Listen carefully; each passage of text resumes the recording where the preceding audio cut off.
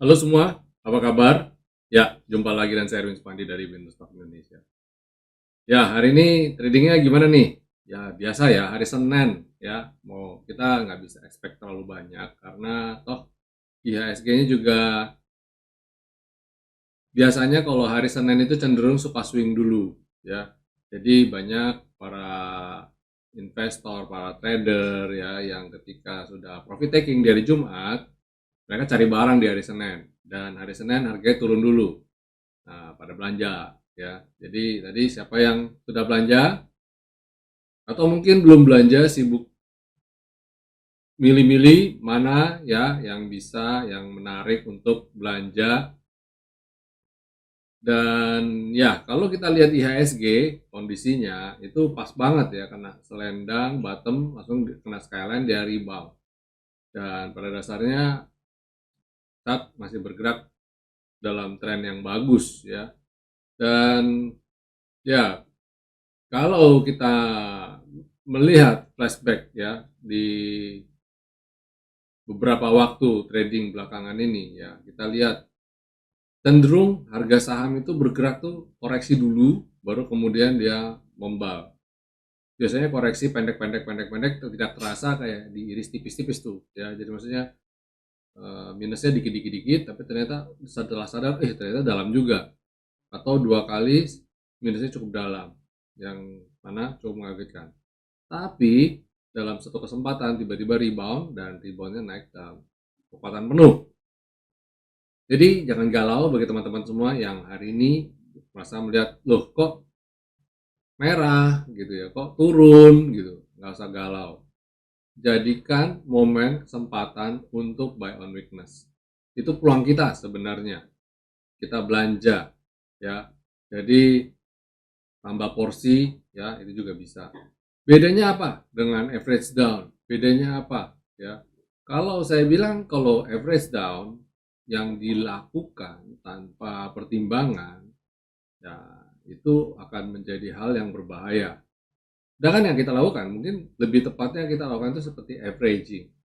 Jadi ketika kita menentukan kita sudah melakukan mengambil suatu posisi buy, ketika sinyal atau rekomendasi based on rekomendasi kita lakukan itu kan biasa saya kalau kasih rekomendasi biasanya kan ada alokasi maksimum atau kita minimum 30% dulu dari alokasi dana gitu kan. Nah, ketika swing, nah kita lihat posisinya bagaimana nih, sudah kena stop loss apa belum. Jika belum kena stop loss, kita lihat momentumnya bagaimana, kita lihat apakah dia ada ketemu support apa enggak. Ketika kita lihat, oh dia kayaknya mau mulai bisa, di sini ada support nih, dan kita bisa lihat dia mulai mantul. Nah, kita mulai entry lagi dengan catatan harganya masih ada di bawah harga kita beli ya, itu kan kita lakukan averaging namanya. Ya, itu yang kita lihat hari ini ya. Mungkin kita lebih gampang kita langsung ke chart saja ya, lebih lebih jelas.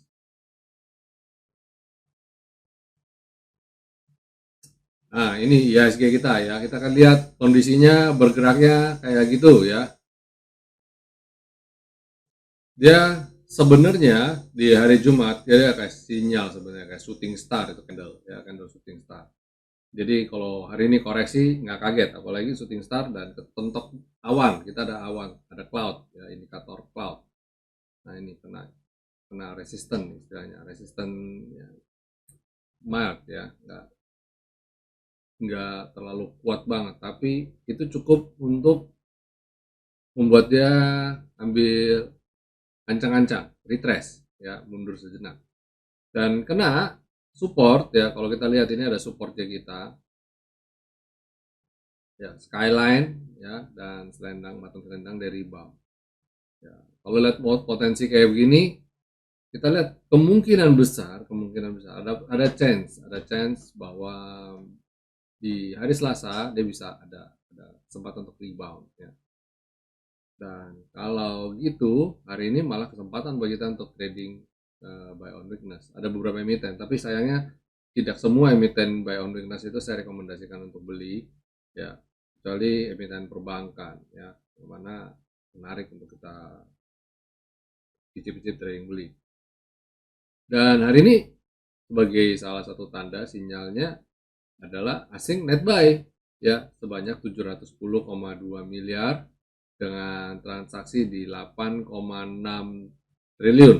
Wow, ya 8,6 triliun tuh saat ini termasuk cukup oke ya, walaupun dibandingkan sebelum-sebelumnya yang bisa ada di belasan triliun, yang saat ini masih kurang.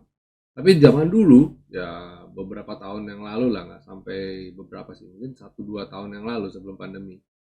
Atau bahkan mungkin kalau boleh kita bilang era sebelum Goto. Era sebelum Goto 9, 8, 9, 10 triliun itu normal, ya itu normal. Nah setelah ada Goto, ya average itu di angka 12 sampai 13 triliun. Ya.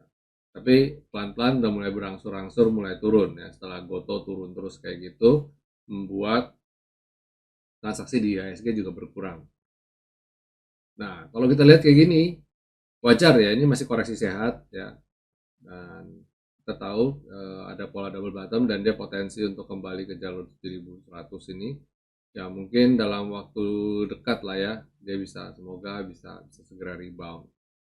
Ya biasa swing biasanya di bulan Februari biasa cenderung agak swing dan menjelang bulan Maret nanti dia mulai ada kekuatan, ada bisa naik lagi, nanti April swing lagi atau kalau enggak Maret April naik ya karena musim earning, musim pendapatan, laporan keuangan. Nah nanti di bulan Mei sell on Mei karena posisi sudah cukup naik, sudah cukup, orang ambil aksi profit taking.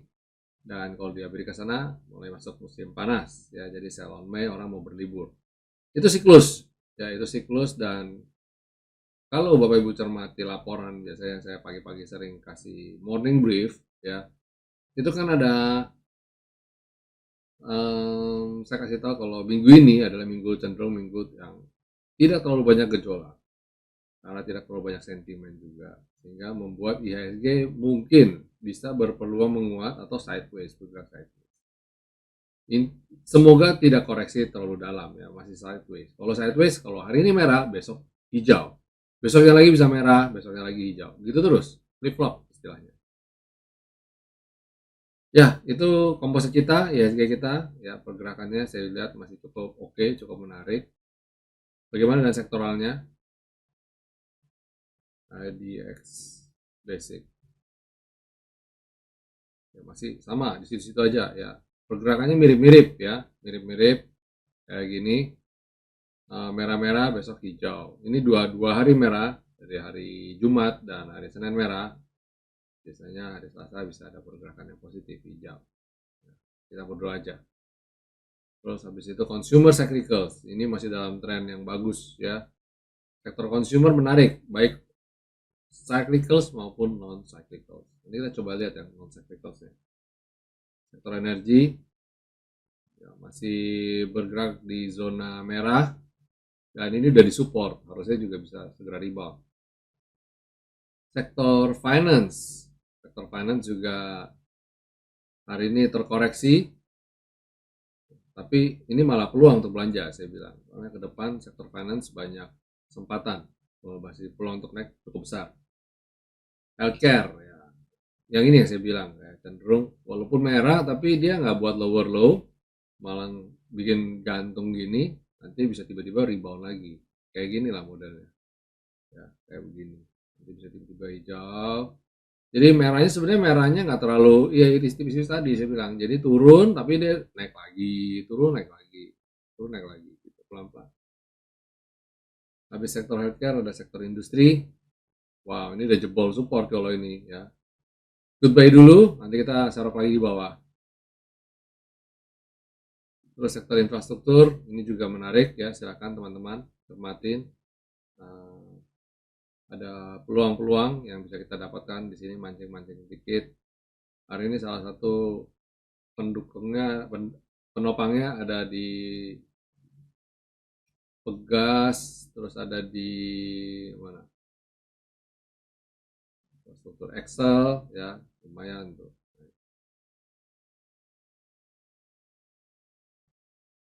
Nah ini consumer non cyclical, pas banget ya kena nangkring di atas support. Nah dia kayak gini, moga-moga masih bisa rebound lagi ya, ikut yang cyclicals-nya. Tapi pada dasarnya sektor consumer dalam beberapa waktu ini masih lumayan, masih layak untuk dicermati ya. Nah, sektor properti swing, nah ini kena resisten rupanya, dia swing, moga-moga nanti segera rebound lagi. Ini supportnya terdekat area V-line ini, moga-moga bisa comeback lagi cepat. Terus habis itu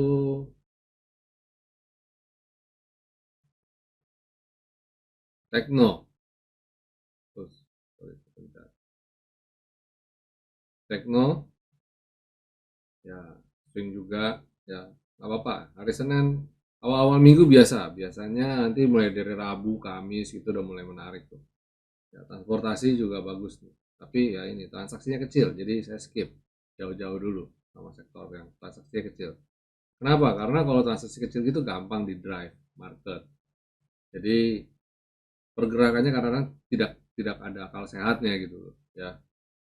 Jadi orang banyak lebih kayak impulsif buy atau impulsif sell, itu kalau saya bilang di sektor yang transaksinya kecil ya. Itu market review kita ya. Jadi istilah rotasi sektor, istilah pergantian, itu mungkin di minggu ini ya kita akan cermati lah ya. Walaupun kita lihat pada dasarnya mereka masih pelan-pelan, nggak terlalu ekstrim banget, yang tiba-tiba satu sektor tiba-tiba kinclong banget, enggak. Karena semua bergerak masih berhati-hati sekali, masih dalam tekanan. Istilah mereka itu jalan sekarang di mengawali tahun 2023 itu kayak jalan atas es tipis ya. Bisa jadi kita nanti pertengahan tahun tiba-tiba ada data ekonomi yang buruk atau suhu geopolitik yang memanas karena tahun politik, dan juga suhu di luar juga ya yang memanas, konflik Ukraina Rusia masuk babak baru. Ya yang kayak gitu-gitu mungkin bisa saja di tahun paruh kedua 2023 kita tergelincir, kita malah yang kita cukup optimis terhadap market malah bergerak enggak sampai seperti itu ya. Harapan kita nggak gitulah ya, harapan kita nggak gitu. Oke ya, itu market review kita untuk besok, kira-kira ancar-ancar buat besok di tanggal 7 Februari 2023. Dan kita masuk segmen berikutnya, yaitu rekomendasi saham apa aja sih yang bisa kita cermati untuk berangkat esok hari. Pertama yaitu BRMS. BRMS itu emiten mineral. Saya kalau merah begini gimana ya, makanya saya lihat besok kalau dia bisa mantul dari posisi ini ya itu layak untuk buy on weakness ya. Spek buy. Sama halnya kalau lihat BRMS, Bapak Ibu bisa cermati juga kayak ADMR ya, ini juga udah disupport banget, ini malah keren banget nih. Biasanya ini mulai tertahan di level ini ya. Kalau jebol ini goodbye, dua cut loss, tapi kalau dia bisa rebound lumayan. Potensial profit ke 12% sampai 15% terbuka lebar. Habis ada MR, yang mineral lagi sebenarnya Bapak Ibu bisa cermati beberapa emiten seperti MDK ya.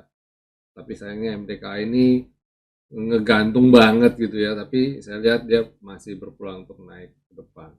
Terus kan ada Inco. Ya, Inco juga lagi disupport. Terus ada Antam. Nah, Inco tadi kan ya kalau jebol Skyline ini ya pasti Skyline apakah boleh beli? Saya bilang jangan beli dulu karena dia suka deviasinya suka meleset ya. Jadi kadang-kadang suka melenceng keluar sedikit, baru nanti dia rebound lagi, breakout dalam lagi. Ya, kalau Antam juga sama, menuju level support dulu karena udah pada naik tinggi atau bergerak di level resisten cukup lama dan masih galau-galau antara naik atau turun, dan biasanya turun dulu lebih cepat reaksinya. Oke, habis grup mineral, Bapak Ibu bisa cermatin Acer, Asus, S Hardware. S Hardware itu sektor trade atau mungkin ya consumer non cyclical sekali atau cyclical sekali. Intinya dia termasuk di area perdagangan dan retail, dan lihat kalau kondisi mulai membaik, ekonomi mulai membaik, orang mulai belanja lagi, dan keperluan pangan, renov rumah, mempercantik rumah dan sebagainya.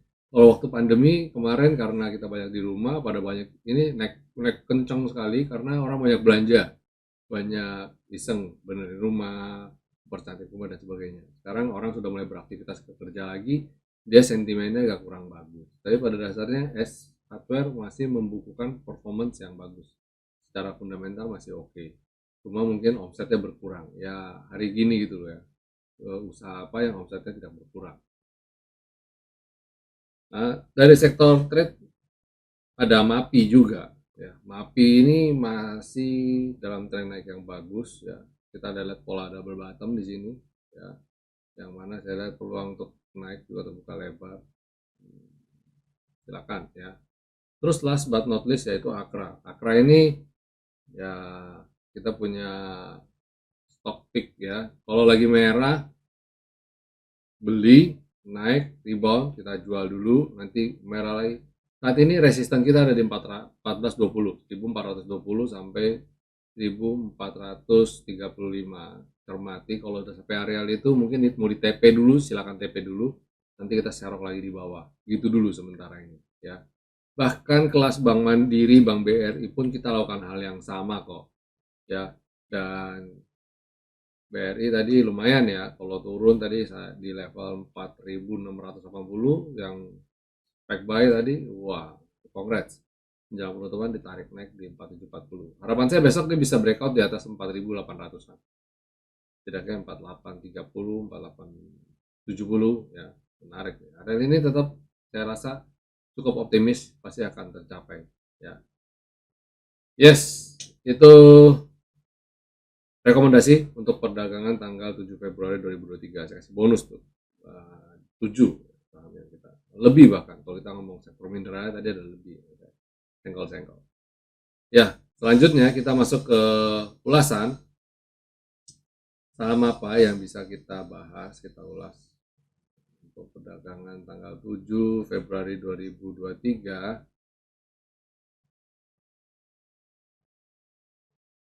Oke, ada SAME dan ADMR ya. Kebetulan ADMR saya tadi rekomendasi buy ya. Dan ini menarik karena ada di bottom support banget ya, spekulatif buy. Kita kalau bicara monthly dia cenderung bergerak flat, harusnya bisa rebound karena udah di pucuk, udah di bottom, apa dia di ujung ya, masa dia nggak rebound. Tapi kalau secara weekly dia sebenarnya sinyalnya udah bagus nih. Dia masih memberikan sinyal yang bagus, udah mulai bagus, dia ada rebound gitu. Jadi silakan cermati ya untuk ADMR. Selain ADMR tadi SAME juga dia lagi weekly-nya, kalau lihat weekly-nya dia juga ada di bottom dan mencoba untuk segera rebound. Tapi kalau di monthly, nah ini lebih cakep, lebih confirm ya. Kalau saya dia bisa naik setidaknya ke level 396 sampai dengan 400. Jadi overall sebenarnya yang ditanyakannya, saham yang ditanyakannya cuma oke ya, masih bagus. Jadi masih layak hold semuanya. Baik teman-teman, itu dulu video ulasan saham kita ya, market review, rekomendasi serta ulasan yang ditanyakan teman-teman. Baik, sampai di sini dulu. Jangan lupa bikin trading plan ya. Tanpa trading plan, niscaya kita bisa trading dan baik dan bisa bertahan di tengah kondisi market yang kayak gini. Baik semuanya, selamat beristirahat. Sampai jumpa. Stay safe, stay healthy, and God bless you all. See you.